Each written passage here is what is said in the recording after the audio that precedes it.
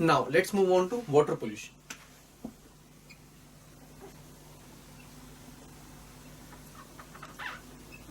Now talking about water pollution क्या हो सकता है जब वाटर अनक्लीन और टॉक्सिक हो जाए because of the mixing of some pollutants, then it can be called as water pollution, isn't it? So when water becomes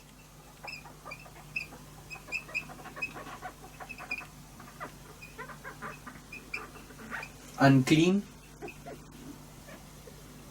and toxic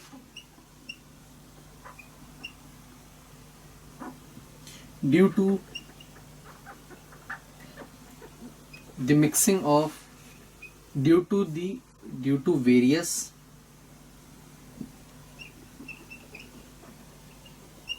natural and artificial pollutants,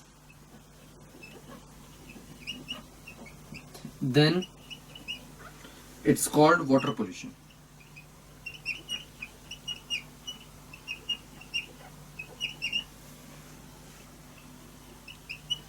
water pollution basically एक ऐसा पोल्यूशन होता है जिसका impact directly human की health पे पड़ता है, because water plays a very important role, because as water total earth का जो एरिया है उसका 71% ऑक्यूपाई करता है वाटर. अब उसके अंदर से अगर हम अज्यूम करें कि कुछ परसेंट भी 5% ऑफ दोज 71% भी अगर पोल्यूट हो जाए तो भी हमारे लिए बहुत बड़ी बात है, क्योंकि obviously it will 5% of total area of the earth. Can you imagine how big of that is that going to be, और कैन दैट बी? तो इसीलिए जो पोल्यूशन है, वाटर पोल्यूशन जो है, उसके लिए वो one of the worst pollutions can also be called, because इसकी वजह से बहुत सारी बीमारियां होती है, and much more than what can be caused because of the air pollution. Okay, now pollution caused water become toxic and unclean. अब इससे वाटर जो है वो अनक्लीन हो जाता है और टॉक्सिक हो जाता है. टॉक्सिक मतलब कि टॉक्सिक, जहरीला, टॉक्सिक, ठीक है. Now the dissolved oxygen content in water become less, causing harm to the resident living organisms. Now because of the pollution of water, the oxygen that is present in the water is reduced. अब oxygen वहां पर कम हो जाता है तो फिर aquatic life पे एक बहुत बड़ा इम्पैक्ट पड़ता है, because of which they start dying. Okay, या उनके हैबिटेट के ऊपर बहुत बड़ा इम्पैक्ट पड़ता है. अब इसकी वजह से obviously one thing that can happen is losing of various aquatic species, की जिनकी वजह से हम, जैसे कि राइनो इस टाइम पे एक वक्त आ गया था जब राइनोज जो है वो विलुप्ति की कगार पे पहुंच गए थे. अब उसी तरीके से अगर एक्वेटिक लाइफ में भी ये पोल्यूशन कंटिन्यू रहा तो बहुत सारे एनिमल्स, एक्वेटिक एनिमल्स विलुप्त होने की कगार पर पहुंच सकते हैं. Disease causing epidemics break due to pathogens added to the water due to pollution. अब disease causing pathogens जो होते हैं वो enter करने लग जाते हैं because of water pollution. Physical, chemical and biological changes in water can also cause due to water pollution. अब water pollution की वजह से physical, chemical और even biological changes in water can be caused. Okay, now let's move on to the next topic, that is types of pollutants. अब okay, before that let's go on to reasons of water pollution. Now what can be the reason of water pollution? This is a table that is given to you. अब उसकी जो reason है again natural हो सकते हैं, artificial हो सकते हैं,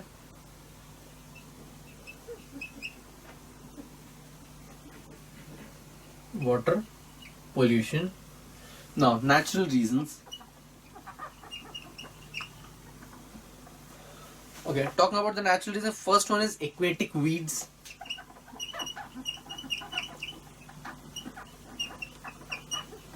Now aquatic weeds क्या होती है? प्लांट्स के एक्वेटिक लाइफ के अंदर जो नीचे की तरफ कुछ वीड्स, छोटे छोटे जो घास फूस है वो जनरेट होना शुरू हो जाती है. नाउ डिप्लीशन इन सॉरी डिप्लीशन इन O2 लेवल। अब एक्वेटिक वीड्स जो है वो ऑक्सीजन ज्यादा कंज्यूम करती है, उसकी वजह से ऑक्सीजन लेवल डिप्लीट हो जाता है। And change in natural qualities of water, अब ये वीड्स जो है वो वाटर की क्वालिटी को इम्पैक्ट करना शुरू कर देती है, because of which the water starts getting polluted. Next is decomposing matter.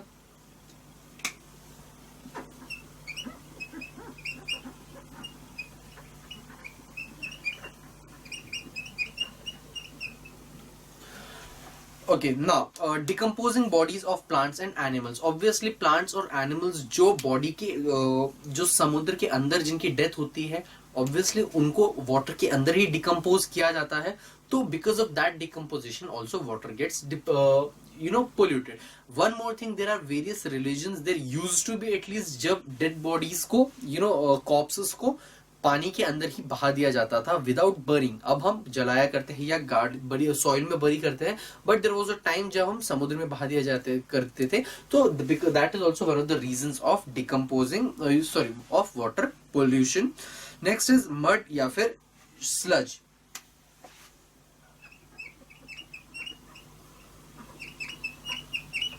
अब जब नदी बहती है अपने आसपास के जो साइड की जो अगर if the bank is not properly made, तो अपने आसपास की मड वो अपने साथ बहाती हुई निकलती है, तो ऑब्वियसली सो मड और स्लज ऑब्वियसली वाटर को पोल्यूट करते हैं.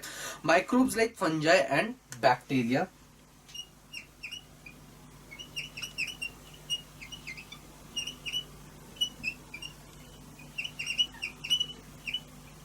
Fungi and bacteria.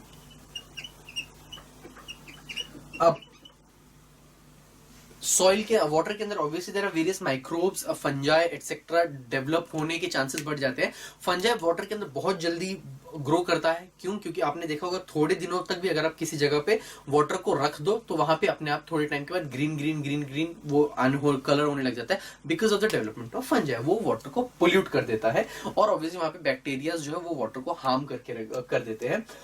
Soil erosion is one of the reasons of. अब ऑब्वियसली किसी भी जगह पर अगर सॉइल इरोड कर रही है, मतलब कि सॉइल जो अपर लेयर से नीचे की तरफ बहने लग जाती है, अब उसकी वजह से वो जो सॉइल होती है वो वाटर बॉडीज के अंदर जब वो मिट्टी निकल जाती है, obviously it pollutes the water. Presence of algae. अब अगेन अल्गी का जो प्रेजेंस होता है it makes the water polluted. And there are nematodes. Nematodes जो होते हैं उनकी प्रेजेंस की वजह से भी जो नेचुरल वाटर है it gets polluted. Soil nematodes flow in with rain water. ठीक है. अब next is man made reasons.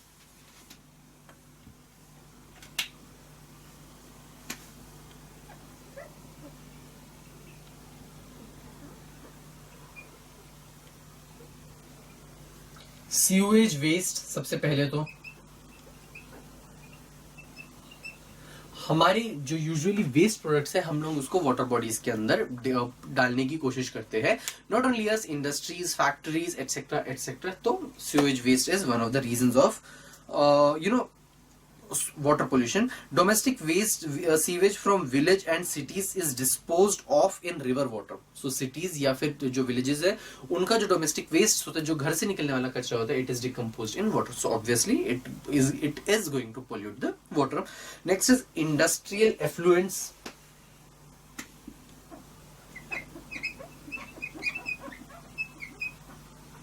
या फिर इंडस्ट्रियल वेस्ट. इंडस्ट्रीज से निकलने वाले सारे वेस्ट को भी वाटर बॉडीज के अंदर ही रिलीज किया जाता है. Again it is going to pollute the water. Various pigments, bleaching chemical, leather pieces, fibre, mercury, lead etcetera are released into water. Oil spillage. अब जब ऑयल को एक जगह से दूसरी जगह ट्रांसफर किया जाता है उसे शिप के थ्रू ही ट्रांसफर किया जाता है. जब शिप के अंदर even if it's a small leakage, but इतना लॉन्ग जर्नी के दौरान जब वो ऑयल स्पिल होते हुए आता है तो फिर एक बहुत बड़ा इम्पैक्ट प्रेजेंट करता है, बिकॉज ऑयल इज समथिंग जो जल्दी डिकम्पोज भी नहीं होता ना, वो वाटर के अंदर मिक्स होता है, तो वो एक लेयर बना देता है और उस लेयर के अंदर ऑक्सीजन या बाहर की गैसेस का आना इम्पॉसिबल हो जाता है. सो oil spillage is also one of the reasons of water pollution. Next is use of fertilizers and pesticides.